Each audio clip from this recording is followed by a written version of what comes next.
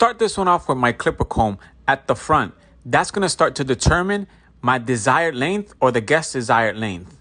Working here, I make sure that that stays nice and square, and with my clipper, I start rocking it from one side to the other. So if you notice, as I start working my way from the front to the back, the concentration is intense on this one. I start to freehand this one all the way through. I'm making sure that that blade is closed as I'm working with it. Sometimes when I'm working over that comb, I might open the blade just a little bit for that softness. As I start getting myself into that flat square, you'll see that I go from comb to a little bit of freehand just to get all those little hairs that keep popping out. Working my way through the back, I make sure that that line stays nice and flat. Then I start working from that back to the front all the way through. Again, making sure that as I'm freehanding at, your hand's got to be very steady as you're doing this.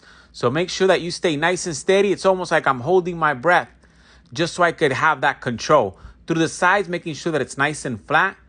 Working out those little details. Making sure that I could get it as nice and even as possible. A mirror is always going to be your best friend when you're working with this type of haircut.